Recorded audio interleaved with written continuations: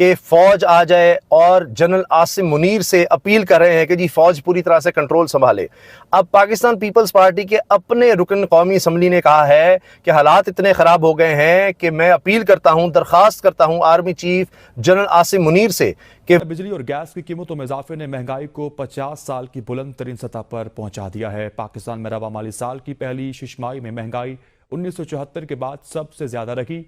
मुत्तहिदा कौमी मूवमेंट ने कराची में मोहल्ला चौकीदारी सिस्टम नाफिज करने का ऐलान करते हुए कराची और सिंध में रेंजर्स को यकसा इख्तियारात देने का मुतालिबा कर दिया कि सिंध पुलिस अमन व अमान के क़याम में नाकाम हो गई है।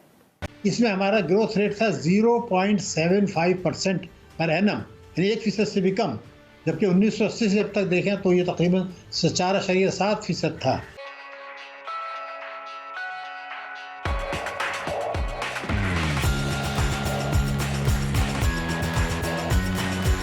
वो फ़ौज भेजें और फ़ौज इन मामलात को देखे। हम तंग आ गए हैं, कब तक इस तरह से हालात रहेंगे? हालात को बेहतर करना है तो अब फ़ौज ही आए और फ़ौज ही कंट्रोल संभाले। अब पूरे सिंध के हालात से वो तंग आ गए हैं। ये मेंबर कौमी असम्बली हैं, पाकिस्तान पीपल्स पार्टी के पुराने रुकन हैं जनाब मखदूम जमीलुज़्ज़मान, और इन्होंने कहा है कि सिंध में जराइम के खात्मे के लिए army chief general Asim Munir से एक्शन लेने की अपील करता हूं कि जनरल आसिम मुनीर इस पर एक्शन लें।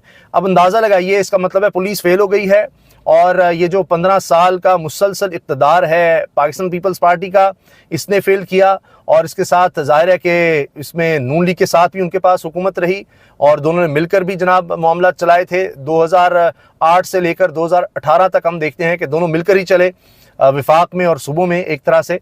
और यानी इनका लाइजन तो था नूरा कुश्ती, जिसको इमरान खान कहते थे। उसके बावजूद ये हालात हैं कि आज ये कह रहे हैं जी फ़ौज आ जाए और पूरे सिंध का कंट्रोल अमन अमान का फ़ौज संभाले। हम अमन अमान बेहतर नहीं कर सकते, हम जराइम को कंट्रोल नहीं कर सकते। ये वही सूरत हाल है जो हमने कराची में देखी थी और उसके बाद फिर हमने देखा कि वहाँ पर एक बड़ा ऑपरेशन किया गया और उसके बाद हमने हालात बहुत बेहतर होते देखे थे। अब फिर कराची में भी हालात ख़राब हो गए हैं, पाकिस्तान का सबसे बड़ा शहर, और पूरे सिंध में कच्चे के डाकू जो हैं उनकी दहशत अंदरूनी सिंध में फैल चुकी है। वो जब चाहें जहाँ चाहें किसी को उठा लेते हैं, अगवा कर लेते हैं। कई लोग पूरे मुल्क से आए होते हैं, उनको झांसा दिया जाता है, वो आते हैं तो उनको अगवा कर लिया जाता है और फिर धमकियां दी जाती हैं, उनको मार भी दिया जाता है और तावान मांगा जाता है, तावान ना दे तो लोगों को मार दिया जाता है। और बड़े ऑपरेशन हमने सुने, हमने तो यहाँ तक सुना कि जी आईजी पंजाब और जनाब दीगर कानून नाफिज करने वाले इदारों के लोग कह रहे थे कि जी अभी हम इलेक्शंस ही नहीं करवा सकते। आइन के मुताबिक इलेक्शंस करवाने थे लेकिन इलेक्शंस डिले होते चले गए। वजह क्या थी कि जी अभी वहाँ पर कच्चे के इलाके में ऑपरेशन हो रहा है और वहाँ पर पुलिस नफरी लगी हुई है, अभी पुलिस की तादाद इतनी नहीं है, हम सिक्योरिटी नहीं फराम कर सकते। लेकिन ये हाल है कि इतनी दफ़ा ऑपरेशन करने के बावजूद अब हालात कंट्रोल में नहीं आ रहे। अच्छा, ये सिर्फ पाकिस्तान पीपल्स पार्टी नहीं है, दिलचस्प बात यह है कि एमक्यूएम भी, यानी ये दोनों आपस में एक दूसरे के मुखालिफ है, लेकिन एमक्यूएम ने तो बाकायदा प्रेस कॉन्फ्रेंस कर दी है और उन्होंने कहा है कि जी ये सिंध हुकूमत नाकाम हो गई है, ये चोरों डाकुओं के साथ मिले हुए हैं और वो जी रेंजर्स को पूरे मुल्क में, पूरे सिंध में इख्तियारात दे दिए जाएं। ये हाल हो गया है। तो जो बुनियादी चीज़ है अमन अमान, लोगों की जानो माल का तहफ़्फ़ुज़ करना, उसी में जो हुकूमतें नाकाम होंगी, क्योंकि इनका तो काम है बंदर बांट करना। ये आपस में लगे हुए हैं, इख्तियारात की जंग है। अच्छा जी आईनी ओहदे हमारे पास आ जाएं, वजारत फ़लाह के पास चले जाएं, ये हो जाए वो हो जाए। अच्छा जी इलेक्शन ऐसे हुए थे वैसे हुए थे, ओहो जी इमरान खान बाहर ना आ जाए। बस ये है, सारी फसाद की जड़ इमरान खान है। तो ये जो तबाही बर्बादी अचानक आई है चंद बरसों में, अगर उसके लिए बड़े पैमाने पर इस्लाहात नहीं की जाती और हमारी अदालतों का, हमारी मीडिया का, हमारे पॉलिटिशियंस का सारा वक्त जो है सियासतदानों के बयानात कि उन्होंने क्या कहा क्या नहीं कहा, कौन मैदान में आएगा कौन नहीं आएगा, किसकी बेल होगी किसकी नहीं होगी, कल क्या कहा था सियासतदान ने, आज क्या, इसी पे अगर लगे रहे तो पाकिस्तान की मईशत को, पाकिस्तान की सलामती को, पाकिस्तान के 25 करोड़ अवाम को और पाकिस्तान के जौहरी प्रोग्राम को और पाकिस्तान के जो है वो जोग्राफी सरहदों को एक इतने ज़बरदस्त खतरात आते खुदा न खास्ता मुझे नज़र आ रहे हैं। बात तो बिल्कुल ठीक है डॉक्टर साहब, फोकस हो हमारा मईशत पे होना चाहिए, लेकिन अभी तो हम ये देख रहे हैं कि बिल्कुल आपने दुरुस्त कहा, इलेक्शन के बावजूद भी कोई इस्तेहकाम नज़र नहीं आ रहा मुल्क में। लेकिन ये ज़रूर कहा जा रहा है कि जी IMF के पैसे आ जाएंगे तो फिर शायद थोड़ी सी हमें स्टेबिलिटी मिल जाए मईशत को। लेकिन दूसरी तरफ हम ये भी देख रहे हैं कि IMF की तो शराइत ही इतनी ज़्यादा सख्त हैं कि उसके बाद तो लग रहा है कि और बिल भी बढ़ेंगे। पेट्रोल में कह रहे हैं कि वो मज़ीद GST ऐड करके और उसकी प्राइस भी बहुत ज़्यादा हो जाएगी। तो ये सब देखते हुए तो बाज़ाहिर लग रहा है कि हम IMF के पैकेज में जाएंगे तो और ज़्यादा महंगाई आएगी।